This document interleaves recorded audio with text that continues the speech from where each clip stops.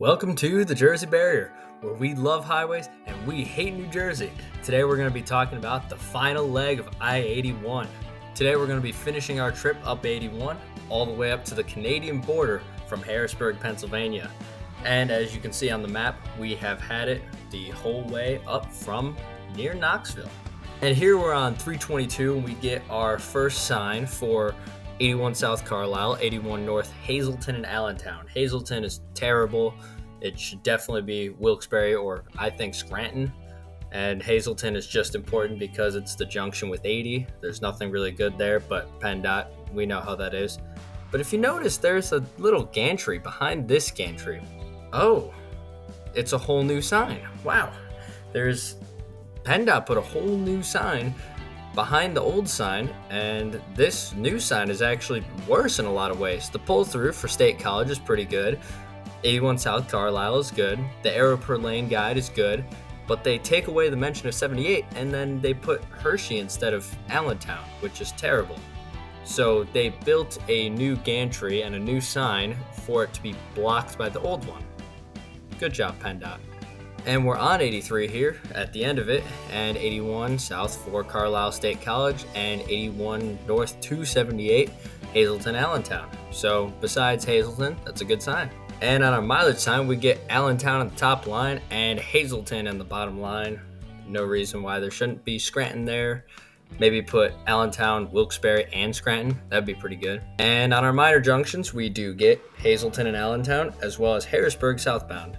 And at our split with 78, we do get 81 North Hazleton, which is terrible. And on our mileage sign, we get Hazleton on the bottom line, because what else would PA do? And they can't make a 3-line sign ever. And on our minor junctions, in Hazleton, we do get 81 North Wilkes-Barre. And at 80, we do also get 81 North Wilkes-Barre. And on our mileage sign, we get Wilkes-Barre on the top line and Scranton on the bottom line. This is pretty good for PA. And in Wilkes-Barre, we do get 81 North Scranton, which makes plenty of sense to me. We reach Scranton, our big interstate junction, for 84 and 380, and those have disastrous control cities. And we have 81 North for Binghamton, and 6 and 347 for Troop. After that, we get Waverly 3, Binghamton 56, which I actually disagree with. I think it should be Binghamton Syracuse. Binghamton is significant because it is an interstate junction, but it's not a very useful one, and the interstates don't really go anywhere very useful. I mean, you have 86 that goes west to Corning and Elmira and Erie, which is not that important. 88 goes east to Schenectady, and 86 goes east to kind of nowhere. And welcome to New York. As soon as we get into New York, we have Binghamton 5 and Syracuse 74. This is a good sign right here. And as you can see, 5 miles ahead, we have 81 North Binghamton and 17 West, which is actually 86 West here too, but they don't put that in there. And 86 East New York City. It's actually faster to go through Pennsylvania to get to New York City. And we get exit 4 for 86 West Corning. I don't necessarily agree with that, but we'll talk about that in the 86 video. And as you can notice, we're on exit 4. And obviously, since Binghamton was already 5 miles away, something seems off, which means we are using ordinal exits in New York. Yippee! We love ordinal exits. No, we don't. And 81 North Syracuse. That makes sense. 88 East Albany. Should probably be Schenectady, but Albany is okay. And we get Cortland and Syracuse as our 2 lines on our sign. Cortland is significant because it is about a little over 10,000 people, and it's a good midpoint between Binghamton and Syracuse. So as a secondary, that is a great choice there. And on our minor junctions, we get Cortland and Syracuse. Then after, we get Preble and Syracuse. So now we just have the next town in Syracuse. Then we have the meeting with 481, which is signed for nothing, but this will actually be 81 once 81 is converted to a kind of a boulevard type deal. And 481 will carry the main line of 81. And we're in Syracuse here, and we get 81 North Watertown, 690 west for Fairgrounds Baldwinsville. And now we get more random towns on the top line and Watertown on the bottom line. That is great. And after Watertown, we do just get Canada as our control country. And then we meet the Thousand Island Bridge that will bring us near Canada, and it's pretty cool, but it's definitely not interstate standards. And here's our last US exit, and we will go into Canada and turn around. And so this picture is actually in Canada, and we get Interstate 81 South, Thousand Island Bridge to USA. That's pretty cool. And in the US again, we get 81 South Watertown, which I don't necessarily agree with. I think it should be Syracuse, considering that Watertown is not that big. It should definitely be Syracuse at this point. But then in Watertown, we do get Syracuse and Canada for southbound and northbound. And on our mileage signs, we do get Syracuse on the bottom line. That's pretty good. And in Syracuse, we get 81 South Binghamton. It should be Scranton here, considering that Scranton and Syracuse alike are both pretty big cities. And here's a view of downtown Syracuse. It's a pretty nice looking downtown. I've never been. I would like to go sometime. And now on our mileage sign, we do get Binghamton on the bottom line, random cities on our top line instead of Cortland this time. I think this could actually be Cortland, Binghamton, and Scranton. That would be a really good sign. And now we get to Binghamton again, and we get 81 South, 86 East, Scranton, New York, which I think should probably be Monticello or something, and then 86 West Corning.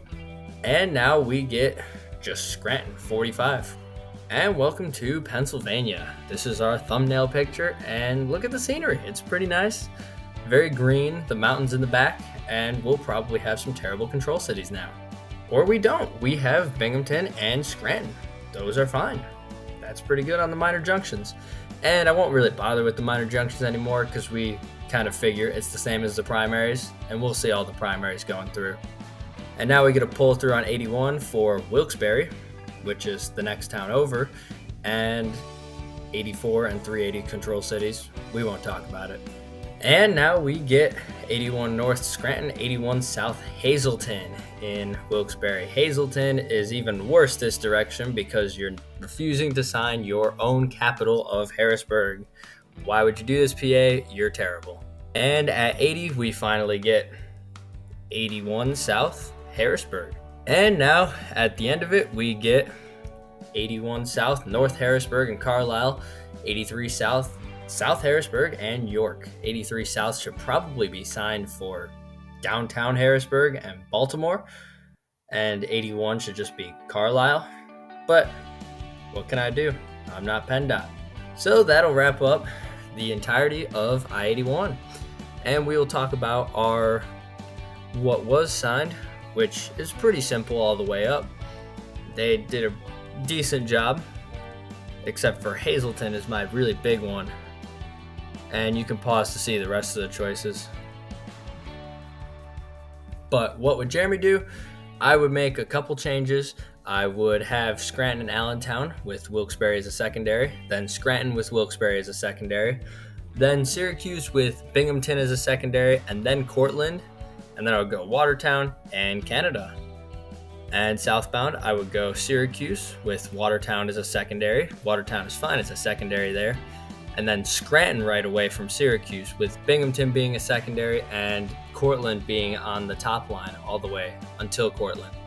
And then after that, after Scranton, I would just sign Harrisburg, make Wilkes-Barre a secondary, make Hazleton a secondary, and that would be it. So now that we've finished all of the episodes of 81, let's look at what would Jeremy do for the entire thing. First, looking at northbound.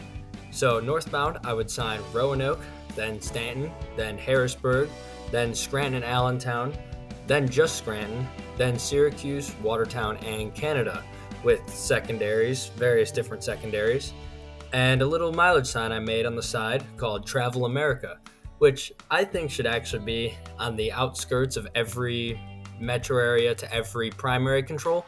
So basically, as you leave Roanoke, you get a new Travel America, with the top line being the primary and the bottom two lines being the biggest two places that the road goes to.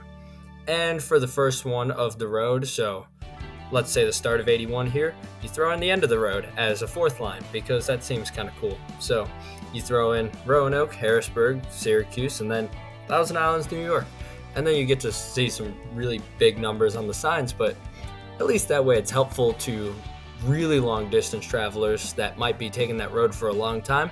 That way they know where they're going or have a general idea of where they are in their journey. Then for southbound, since 81 really ends basically in Knoxville, I only did 3 lines for the Travel America sign. But I would have Syracuse, Scranton, Harrisburg, Carlisle, Chambersburg, Roanoke, Blacksburg, and Knoxville as the primaries with various secondaries along the way. And this has been the Jersey Barrier. Thank you for joining me on this journey of 81. Next week will be 76, so that'll be a fun one, and the PA Turnpike. So hope you guys enjoy that. Subscribe for more. We'll see you guys in the next one. Peace out.